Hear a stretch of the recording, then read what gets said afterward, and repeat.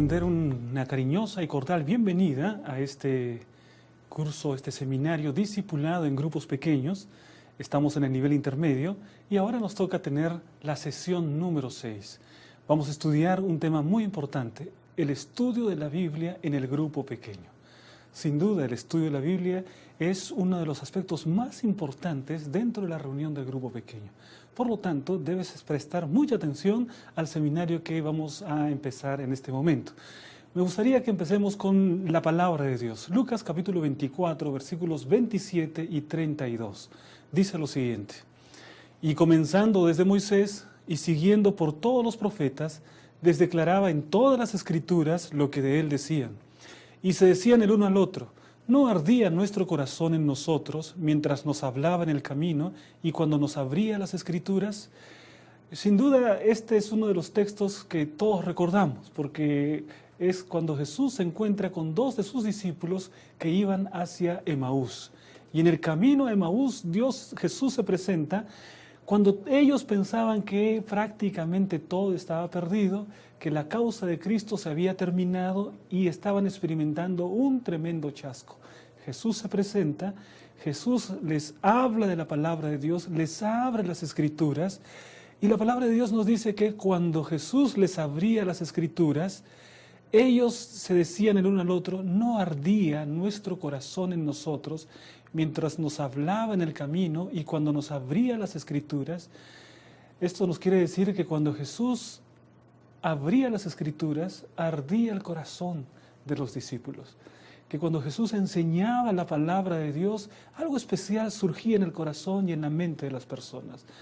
Tenemos que aprender de nuestro Señor Jesucristo.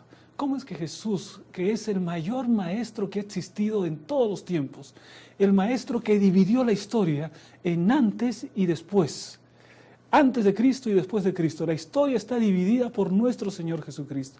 ¿Cómo este maestro extraordinario llegó a influir tanto en discípulos, hombres comunes y corrientes, hombres ordinarios, e hizo de ellos hombres extraordinarios? Bueno, uno de los métodos que Jesús usaba era el método de las preguntas. Y en este momento vamos a hablar acerca de cómo Jesús usaba las preguntas para poder impartir sus enseñanzas, para poder hablar acerca de la palabra de Dios. Todos recordamos un incidente que está en la Biblia. Es cuando Jesús está reunido con su grupo pequeño. Jesús tenía un grupo pequeño. Este grupo pequeño eran los discípulos. Y entonces Jesús estaba reunido con ellos, eran 12, y entonces en su grupo pequeño Jesús les da una pregunta. Les dice lo siguiente: ¿quién dice la gente que soy yo? Esa es la pregunta que Jesús hace. ¿Quién dice la gente que soy yo? Mira que esta es una pregunta interesante, porque esta pregunta todos los discípulos podían responder. Era una pregunta que apelaba hacia la memoria. ¿Qué es lo que tenía que hacer el discípulo? Lo que tenía que hacer era ir a su memoria, recordar los momentos en que había conversado con otras personas y saber qué es lo que las otras personas decían acerca de Jesús. Y entonces todos los discípulos habían tenido esa experiencia. Por lo tanto, cuando Jesús lanza esa pregunta, una pregunta abierta para que sus discípulos puedan participar, entonces empiezan a participar. Y la respuesta es prácticamente inmediata. Dice, yo me imagino a uno de los discípulos levantando la mano, ¿no? Dijo: Señor, yo he escuchado que unos dicen que tú eres Juan el Bautista. Y entonces allá el otro discípulo levantó también la mano. Y el otro dijo: Señor, yo he escuchado que otros dicen Elías. Y entonces aquí dice otro, también dice, otros dicen que un antiguo profeta resucitó. Cada uno empezó a dar su respuesta, cada uno empezó a tratar de participar. Mira la manera como Jesús enseñaba. Cuando Jesús enseñaba, Él permitía que sus discípulos participasen. Él los motivaba a través de las preguntas y a Jesús le encantaba que haya participación dentro de su grupo pequeño. Jesús no era un maestro como los antiguos filósofos o los antiguos profesores, ¿no?, que se sentaba en la cátedra y no quería que nadie más pudiese hablar porque solamente de él podía provenir la enseñanza. No era así Jesús. Jesús administró una pregunta y esa pregunta alborotó la mente de los discípulos. Todos se pusieron a pensar en una respuesta, hubo participación. A Jesús le encantaba que sus discípulos participasen, porque cuando ellos participaban, aprendían mejor.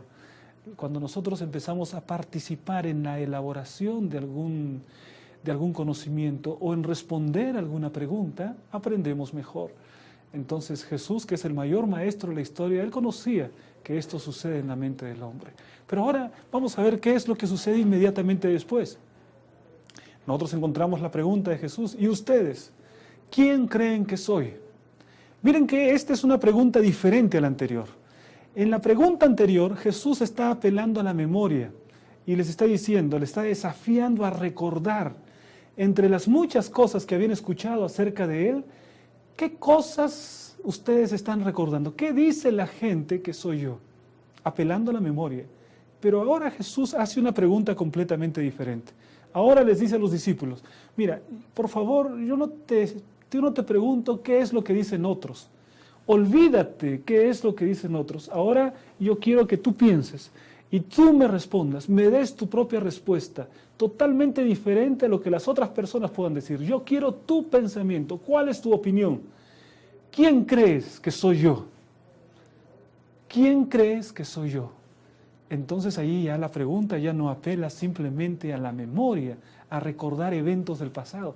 Ahora la pregunta apela al pensamiento, al raciocinio. El discípulo ahora se ve confrontado consigo mismo y entonces ahora tiene que dar una respuesta que viene de su corazón. Él mismo tiene que elaborar una respuesta. Ya no es solamente la memoria, ahora es el razonamiento. Jesús da una respuesta, una pregunta desafiante para que los discípulos empiecen a pensar: verdaderamente, ¿quién es Jesús para mí?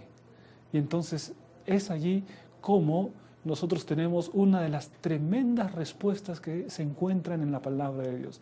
Es el apóstol Pedro que le dice: tú eres el Cristo, el Hijo del Dios vivo. Tú eres el Cristo, el Hijo del Dios vivo. Ahora, piensa muy bien en esta secuencia que Jesús empleó para poder enseñar. Si Jesús hubiese sido un maestro tradicional, Jesús hubiese tomado su pizarra y en la pizarra hubiese escrito allí: Jesús es el Mesías. Él hubiese colocado allí como título de su tema: Jesús es el Mesías. Y a partir de eso, él hubiese ido a un texto bíblico, hubiese notado de repente Isaías, hubiese ido de repente a Miqueas, hubiese buscado algunas referencias bíblicas para demostrar que Jesús es el Mesías, que Él era el Mesías. Pero Jesús no hizo eso. A través de las preguntas, aquello que Jesús quería enseñar no salió de los labios de Jesús, sino que salió de los labios del discípulo, en este caso del apóstol Pedro. El apóstol Pedro dice: tú eres el Cristo, el Hijo del Dios vivo. Es decir, Jesús a través de las preguntas hizo posible que el discípulo sacase la enseñanza él mismo, que él llegue a la conclusión a la que Jesús lo quería llevar. Esto es de los grandes maestros de la historia.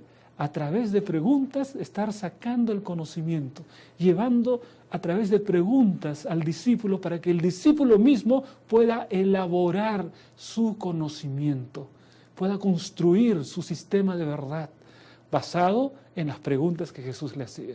Entonces nosotros encontramos allí cómo de los labios de Pedro salió la enseñanza de Jesús. Y Jesús le dice eso, ¿no? Porque en la secuencia de la historia nosotros encontramos ahora la siguiente declaración. Jesús le dice: bienaventurado eres tú, Simón, hijo de Jonás. Miren ustedes, esa es una frase de felicitación. Es como cuando el maestro le dice: muy buena respuesta. No, esa es la respuesta correcta. Felicitaciones, te pongo un 20, ¿no?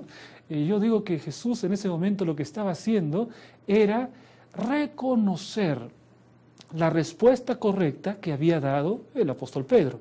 Un reconocimiento a esa respuesta. Bienaventurado eres tú, Simón, hijo de Jonás, porque lo que has dicho no ha sido de carne y sangre, no es obra humana, sino que mi Padre te lo ha revelado. Le está diciendo al apóstol Pedro, le está diciendo: mira, has sido instrumento de Dios. La verdad de Dios está en tus labios. Dios te ha utilizado en este momento. ¿Cómo se sentiría Pedro en ese momento, ¿no? Yo me imagino que Pedro estaría feliz de recibir esas palabras de reconocimiento de Jesús. Algo muy importante: si tú eres líder de grupo pequeño, haz como Jesús hacía.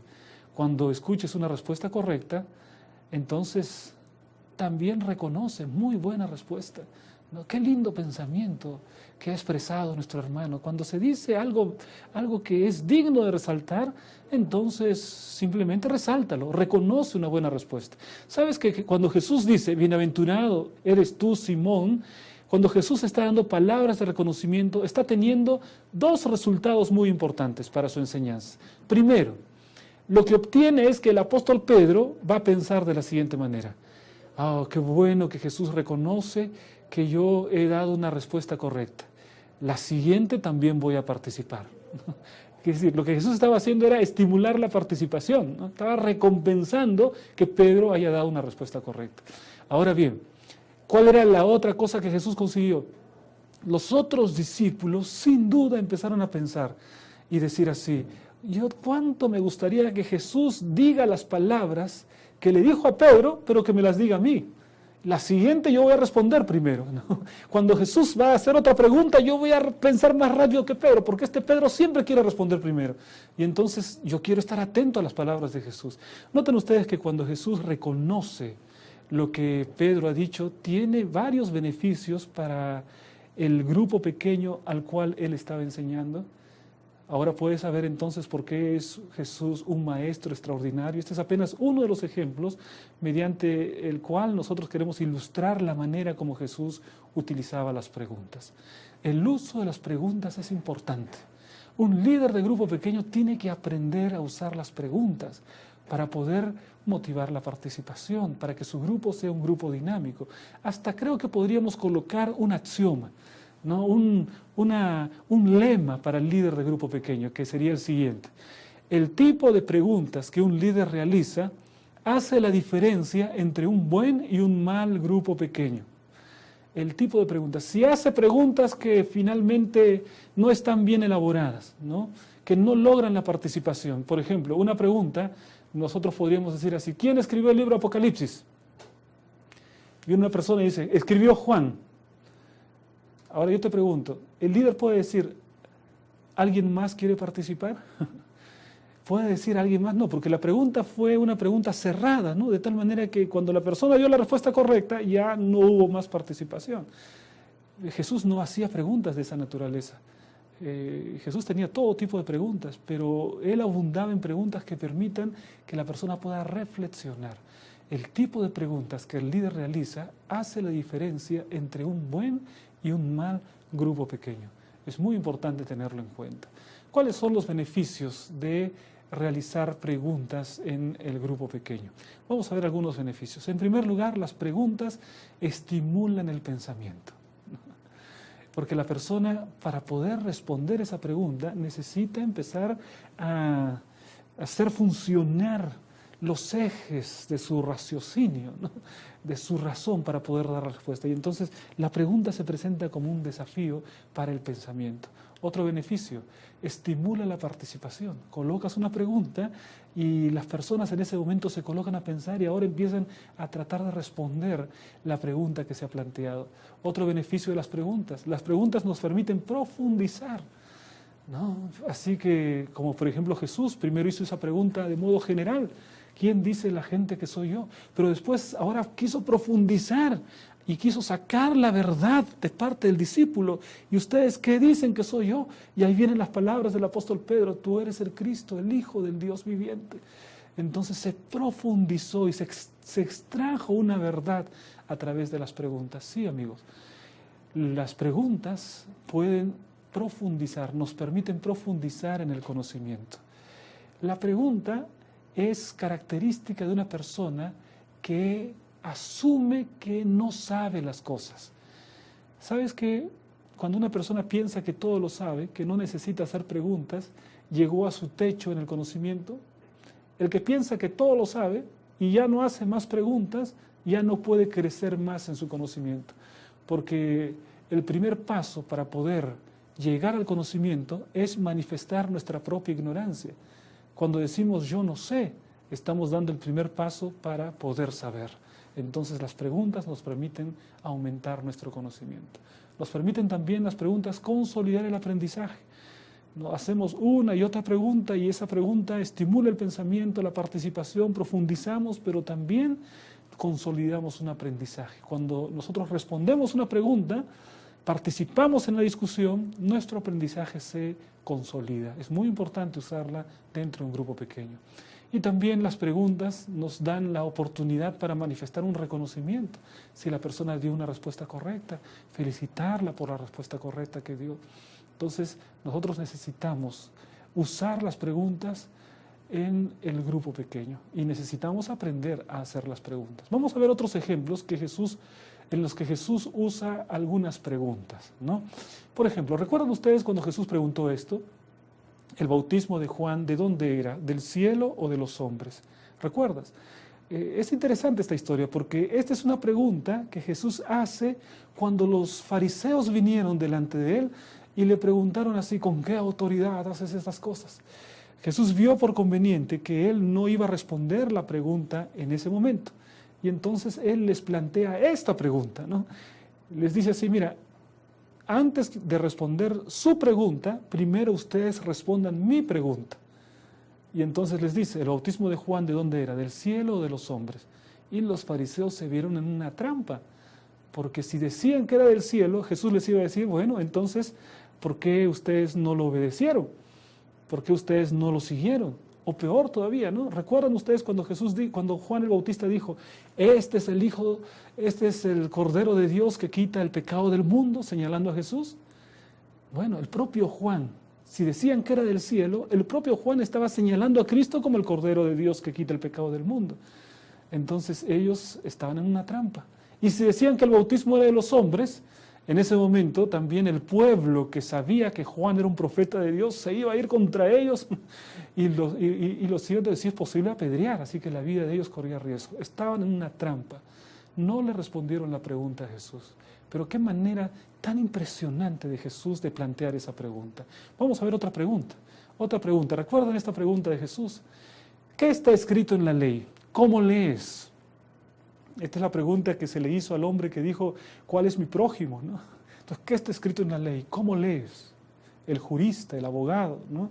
Lo interesante es que después de hacerle la pregunta y de Jesús contarle la historia, Jesús le dice, ¿qué te parece? ¿Quién fue el prójimo de este hombre? En otras palabras, Jesús lo que estaba buscando es que él mismo pueda decir quién aquel que actuó de una manera benevolente con el prójimo. El propio hombre iba a dar la verdad que él mismo estaba preguntando. El conocimiento iba a quedar en los labios del propio hombre a través de la pregunta que Jesús le hace. Otra pregunta interesante que Jesús plantea era cuando los discípulos estaban caminando, ¿no? Y les pregunta así, ¿qué pláticas son estas que tenéis entre vosotros mientras camináis? Y sabemos que Jesús sabía lo que ellos habían estado conversando. Ellos habían estado peleando quién iba a ser el primero en el reino, ¿no? Y cuando Jesús les pregunta eso, quedaron callados.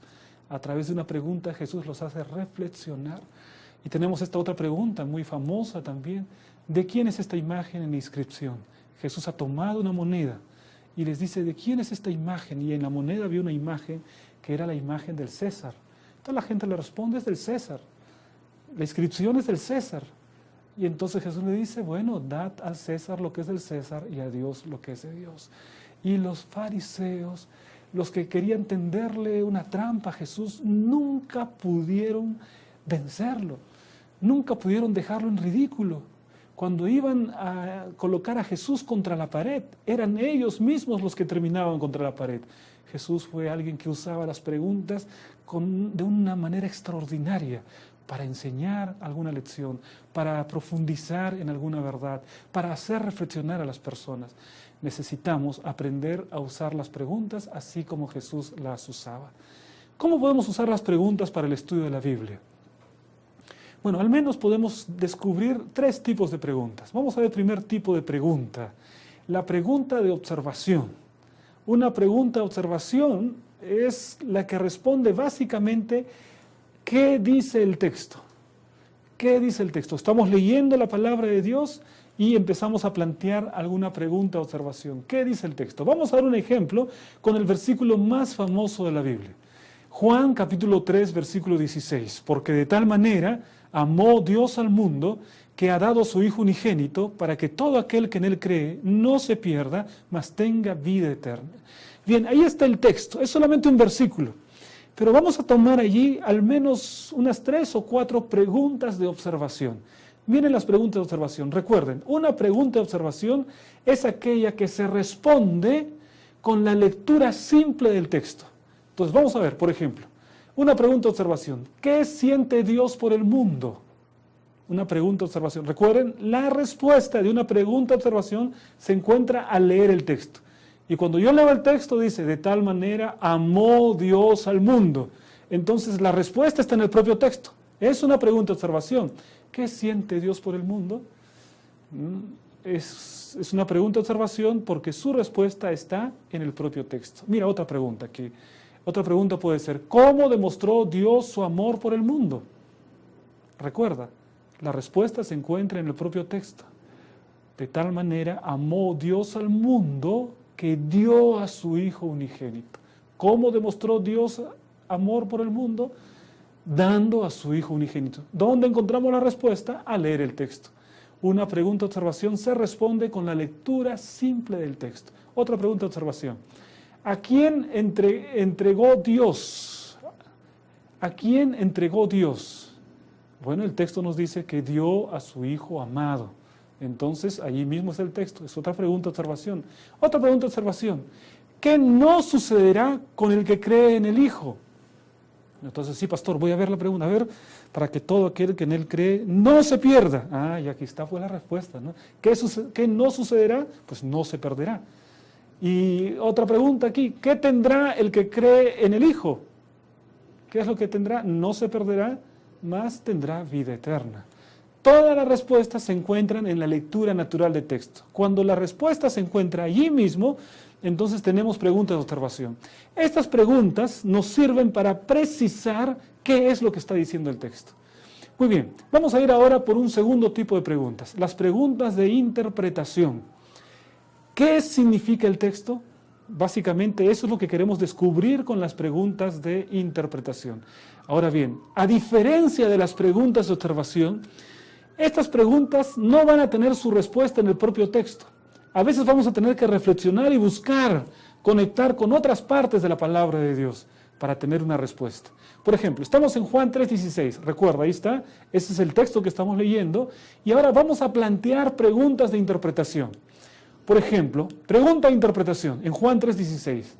¿Por qué Dios ama al mundo? En Juan 3:16 se nos dice que Dios ama al mundo, pero no se nos dice por qué ama al mundo. Tenemos que ir a otro lugar de la Biblia, donde nos dice que Dios nos ha creado, que somos sus criaturas, ¿no? Y entonces ama al mundo porque somos hijos suyos. Esa respuesta no se encuentra. Tenemos que recurrir a otra parte de la Biblia para poder dar respuesta a esta pregunta. Es una pregunta de interpretación. Otra pregunta de interpretación. ¿Qué relación existe entre amar y dar?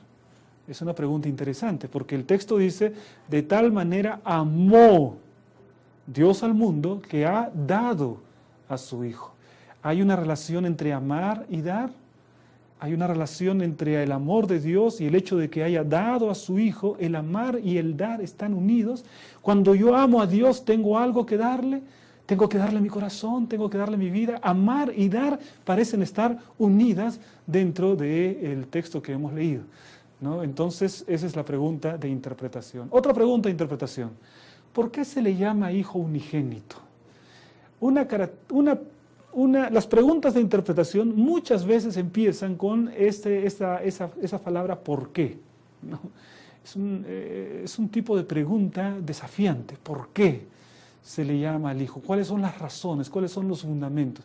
Entonces ahí tendríamos que hablar acerca de la Trinidad posiblemente, ir a otro texto y hablar acerca de cómo Cristo se encarnó, ir a otro texto y ver acerca de la preexistencia del Señor Jesucristo. Es decir, ya esa pregunta nos plantea un escenario mucho más amplio, ¿no? Pero el líder tiene que, para plantear esa pregunta también tiene que tener sus respuestas, ¿no? No solamente hacer la pregunta. Vamos a ver otra pregunta aquí. ¿Por qué esta promesa no es para todos los seres humanos? ¿Te parece que esta promesa de Juan 3:16 es para todos los seres humanos?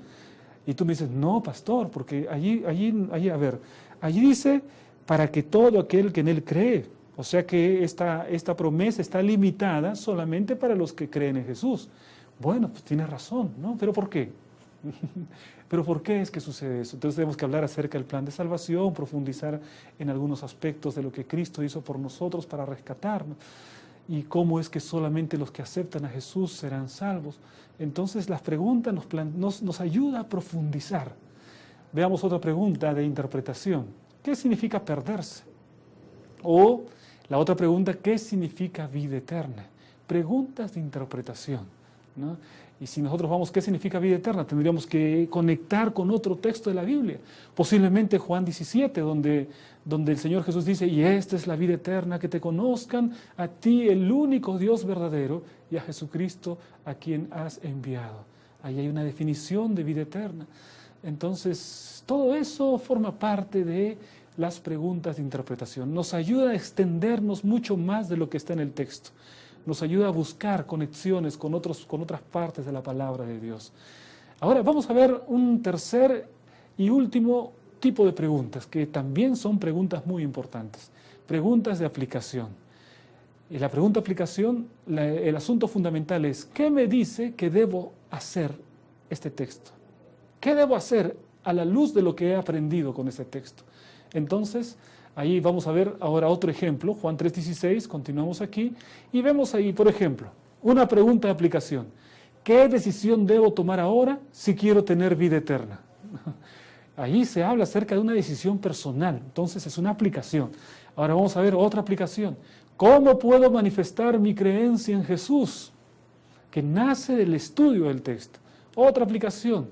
¿Cuándo me sentí realmente amado por Dios? Porque ahí se nos habla que Dios amó al mundo. ¿Cuándo es que sentiste realmente en tu vida el amor de Dios? Otra pregunta de aplicación. ¿Cómo puedo demostrar que amo a Dios?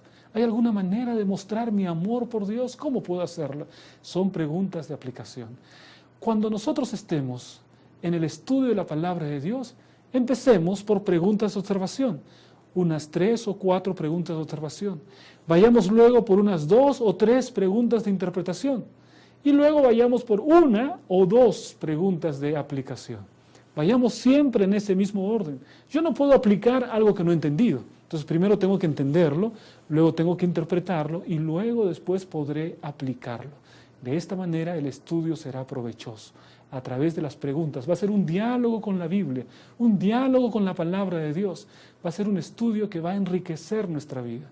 Entonces, pero el líder necesita estudiar y profundizar en el texto bíblico. Veamos qué es lo que dice Elena de White. Reúnanse pequeños grupos para estudiar las Escrituras. No perderán nada y ganarán mucho. Los ángeles del cielo asistirán a sus reuniones y al alimentarse con el pan de vida recibirán fortaleza espiritual. Se estarán alimentando, por así decirlo, con las hojas del árbol de la vida.